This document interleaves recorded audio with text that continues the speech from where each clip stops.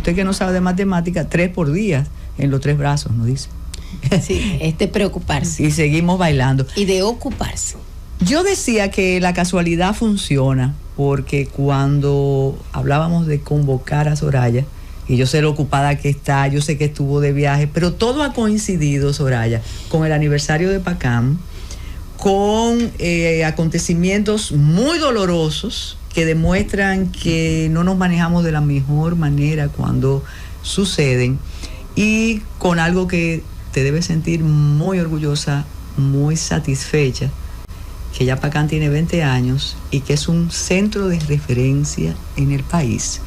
Y siempre te lo recuerdo cuando nos corresponde celebrar PACAM, que al principio yo dije, no, pero estas mujeres no van a poder con esto. No es imposible. Además, son muy tradicionales. ¿Qué pasó? Y PACAM, reitero, es una institución, ha hecho un trabajo encomiable, permanente, y por ahí andan muchas mujeres, iba a decir personas, pero son mujeres, reconociendo y agradeciendo la asistencia de PACAM.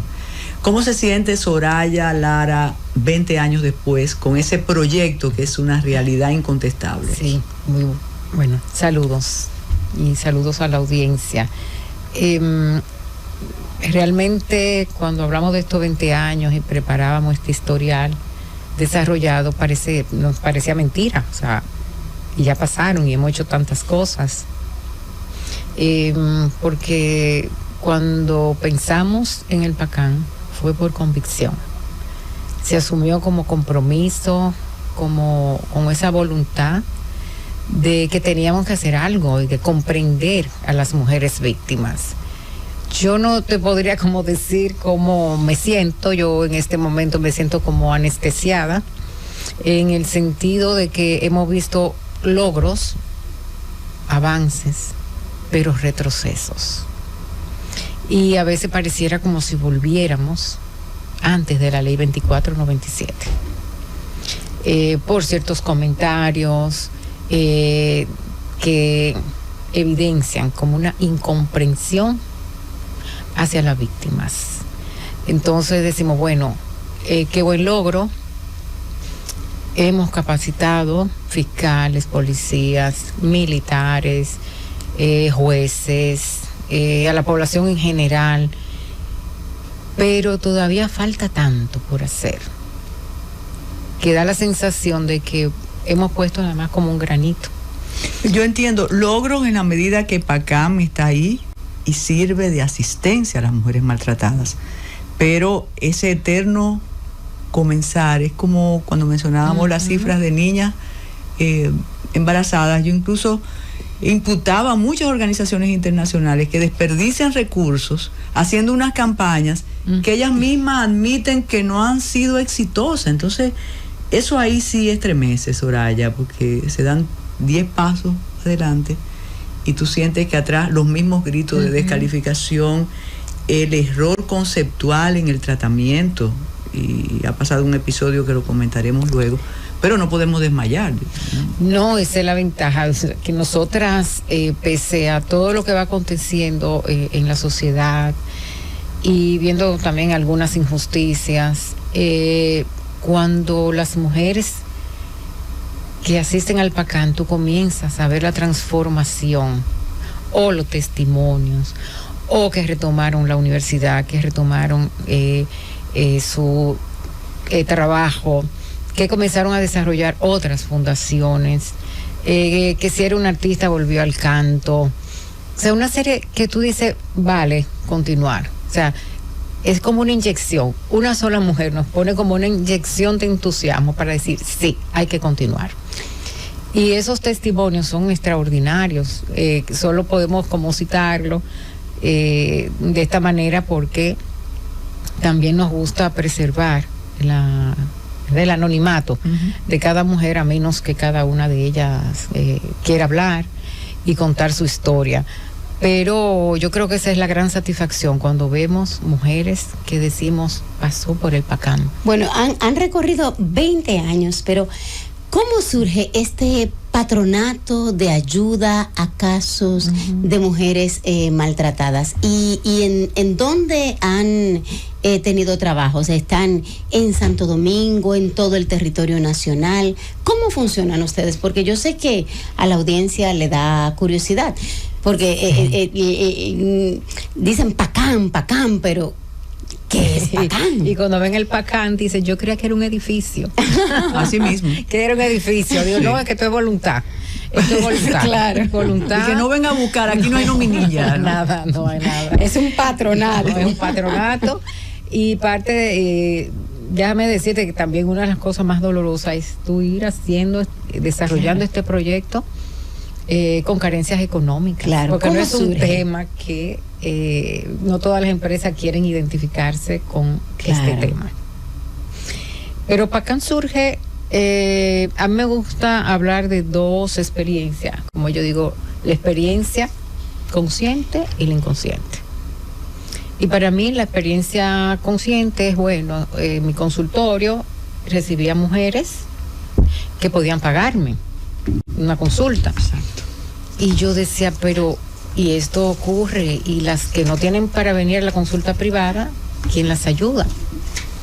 Y pues llegó este pensamiento, me acerqué a un grupo de mujeres, incluyendo a doña Rosa Hernández de Grullón, mi hermana, mi cuñada y dos amigas de muchísimos años, y otras que conocí en ese momento. Le planteé la idea, me dijeron, creyeron en mí, porque para mí la gratitud que yo siento de ese grupo de mujeres es que creyeron en una idea. O sea, yo no tenía en ese momento nada escrito, yo tenía todo en mi cabeza y lo fuimos desarrollando. Y para mí, como les digo, no sé cómo agradecerle el hecho de que yo dijera, vamos a hacer esto, mira, yo creo que tenemos que incidir en los jueces, en el Ministerio Público, en la población, y así fue diciendo y lo fuimos haciendo hasta que tomó cuerpo. Esa es la parte consciente. Pero digo, bueno, pero siempre hay algo que te impulsa, que es algo que está ahí. Y me puse a pensar en donde me crié, en La Vega, en el barrio donde yo me crié, y veía muchos episodios de esta naturaleza. Veía a tías llorar, yo no entendía por qué lloraban, pero tuve como el contacto con el sufrimiento de las mujeres. Y yo digo que de alguna manera es inconsciente que estaba ahí, conectado a mi experiencia infantil y de adolescente también. Es como si se hubieran conjugado entre ese contacto con esas mujeres, ese dolor inconsciente de ese pasado, de las experiencias infantiles, y entonces quise quizás de alguna manera para reivindicar a esas mujeres. Sumando que para conquistar a ese grupo, bueno, familiar y de amistad, como el de Cuchita, no había promesas de exposición pública, porque precisamente la discreción ha sido la base de PACAM. Ahí me escribía una persona y decía, el día que Soraya quiera doy el testimonio. Yo pienso que llegará ese día de las personas que pasaron por PACAM y cambiaron su vida, pero parte del trabajo es esa discreción, que quizás es bueno que nos explique cómo se da. ¿Quién te llama y te dice, mira, fulanito me está amenazando, no creo que voy a ir a la fiscalía porque ahí no me van a hacer caso? Ya ustedes canalizan hacia la fiscalía, ¿verdad? No. Por eso, porque queremos, primero, toda persona que trabaja en el PACAM, lo primero que firma es un consentimiento informado de discrecionalidad. Yo quería que tú lo ratificaras, porque hay mucho temor con eso. No. De que nosotros vamos a tener nombres, y aunque veamos el riesgo al que está expuesta una víctima, que vamos a llamar al Ministerio Público para decirle, tampoco. Nosotros en nuestro programa... ¿Me van a denunciar en PACAM?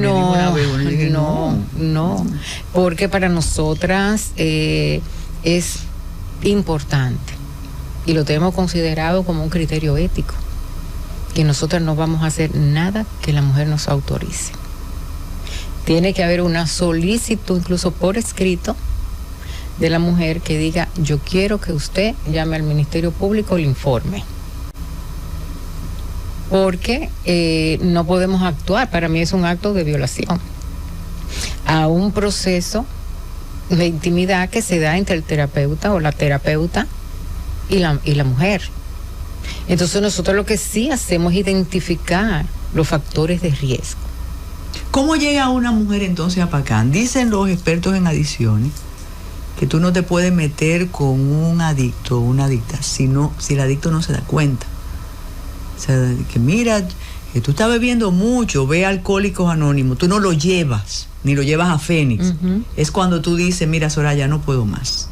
Entonces, en caso de violencia, que hay una suerte de adicción también y de hábito o de miedo, ¿cómo la persona maltratada se da cuenta que de verdad está siendo maltratada y que no es normal que a ti te humillen en público, que te digan que tú no sirves para nada, que te den una galleta, que el caso que ustedes tienen, que te cambia muy bonita y después te dicen, no, tú no vas a ningún... ¿Cómo te das cuenta que eso no puede seguir siendo así?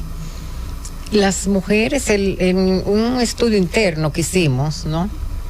Preguntándole a las mujeres que cómo se habían enterado del PACAN. Siempre es una pregunta que se hace.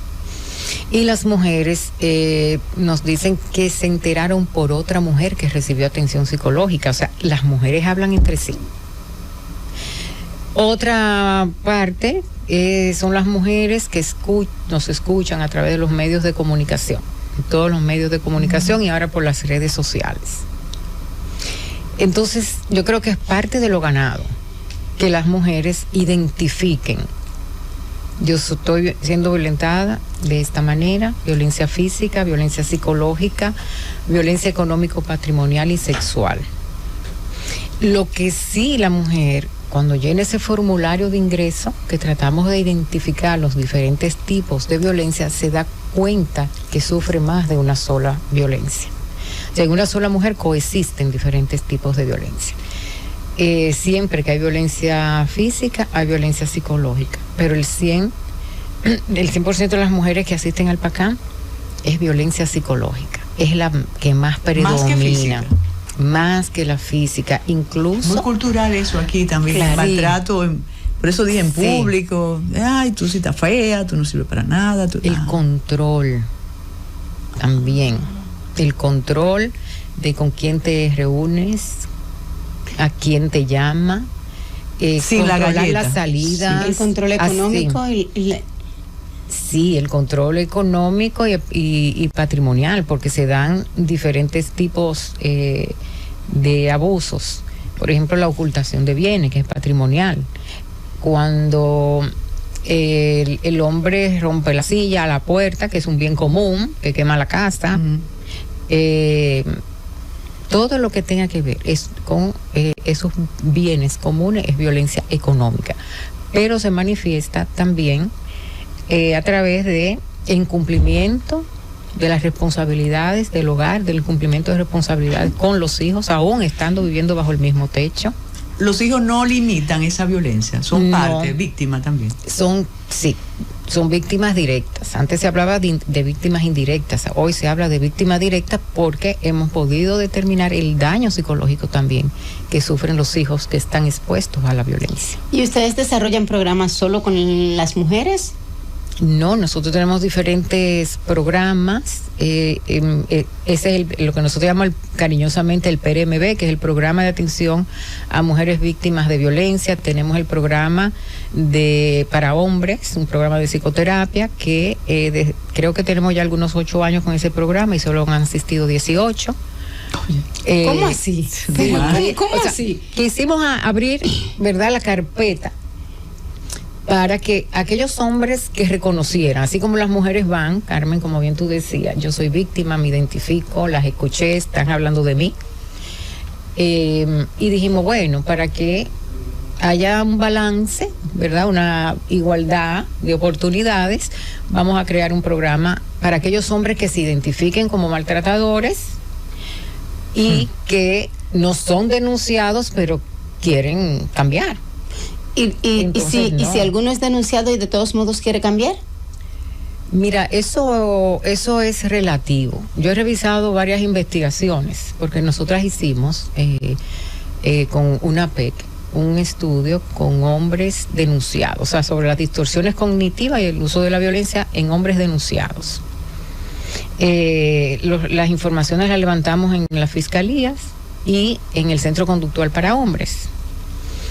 Y los que decidieron participar, ¿verdad?, voluntariamente, firmaban su consentimiento informado de que estaban participando en ese estudio, pues ellos consideraban que no eran los culpables ni tenían comportamientos violentos. ¿Y que eso cómo era evaluaban su comportamiento normal en una relación? Que las mujeres son que lo provocan. Que es que el Ministerio Público exagera, que es que nada más le hacen caso a las mujeres, que después de la ley 2497 esto se ha vuelto un desastre. O sea, porque colocan el problema fuera de sí, no dentro de sí. Mira algo. Yo veo una cifra de la cantidad de mujeres que ustedes han atendido durante 20 años y a mí no me da la división. ¿Cómo es posible que ustedes atendieran a tantas mujeres? No, atendidas en el sentido de las capacitaciones. Bueno, están colectiva. Incluidas. Okay, Sí, porque ahí en ese impacto también hablamos de personas. Porque como tenemos 20 años capacitando jueces, fiscales, nosotras hacemos desayunos, hacemos talleres, conferencias y estamos impactando a toda esa comunidad. Y qué decir a los barrios, porque también hemos desarrollado proyectos de cuando comenzó el PACAN de intervención social, que es uno de nuestros programas, que nos movilizamos a impartir talleres en diferentes localidades, incluso hasta en el interior. Y en el transcurso del tiempo se han sumado empresas que nos contratan para charlas para sus empleados y lo hacemos en el horario de laboral, trabajo. Mejor, pero qué interesante. Sí, y es lo ganado, o sea, y cuando decía ahorita al inicio de cómo las mujeres llegaban, cómo se encontraban, para nosotros fue una sorpresa. Porque un patronato que en aquel entonces se llamara Patronato de Ayuda a Casas de Mujeres Maltratadas, o sea, era... ¿Quién fue la primera que llegó? Una persona llegó y ¿qué ustedes hicieron? Como el primer cliente que llega a la farmacia. Sí, una sorpresa. ¿Y cómo se enteró? ¿Cómo llegó? Porque nosotras nos lanzamos inmediatamente a los medios de comunicación. Nosotras no distribuíamos cuál programa de televisión, de radio, porque antes de salir a la luz pública nosotras duramos un año estudiando. Claro. O sea, no fue que fue una idea, es que nos formamos. No, y prepararse cuando le llega a la persona afectada. Era un tema muy serio, complejo. También nosotras teníamos que conocer a profundidad, porque, oye, yo misma me di cuenta de cuántos prejuicios tenía, cuántas distorsiones. Y fue un aprendizaje. Yo tuve que aprender, yo tuve que cambiar muchísimas construcciones que tenía también. El cómo me refería a mí, cómo me refería a otras mujeres. O sea, yo estaba tan plagada como los demás.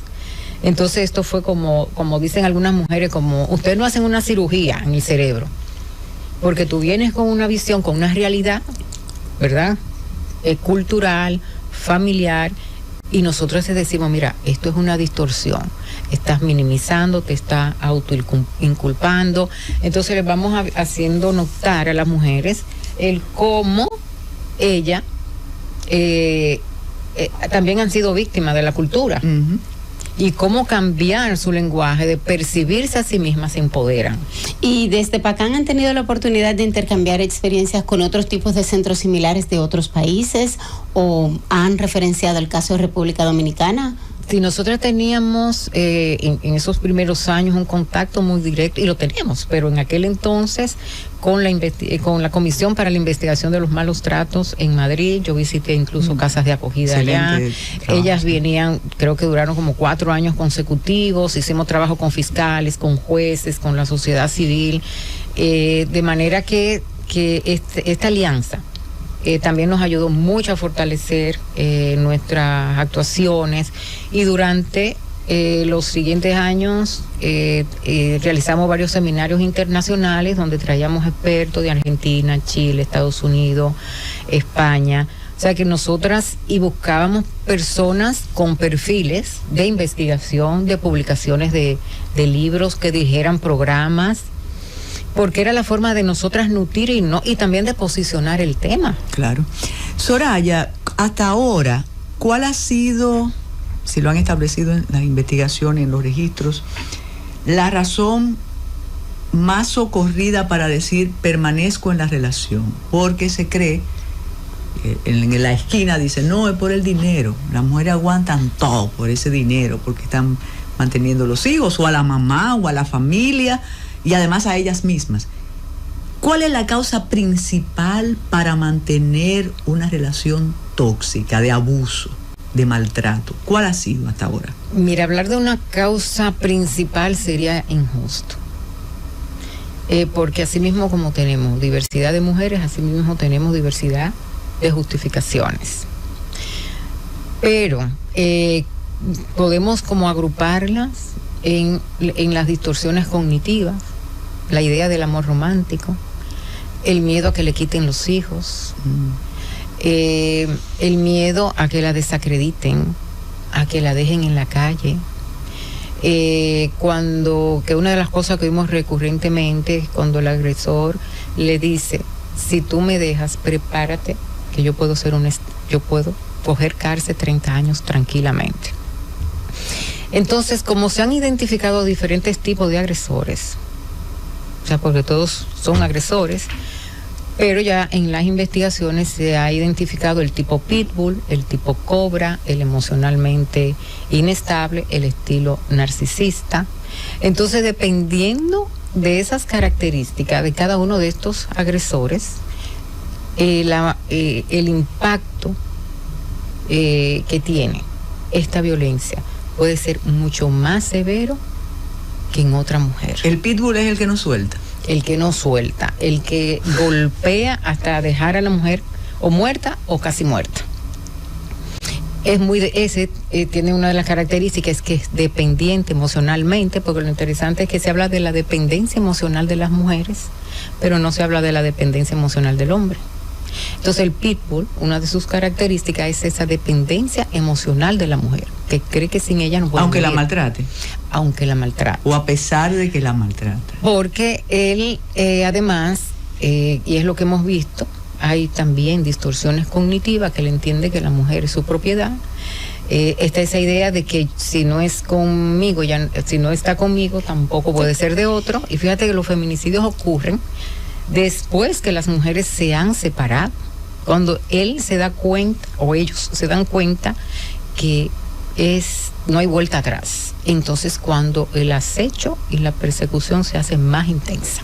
Tenemos que hacer una pausa, pero estos son temas que uno no quiere tener pausa. Pero igual ocurre en todas las clases sociales. Igual. Hacemos una pausa y regresamos con Soraya Lara. 20 años del Pacán con nosotros.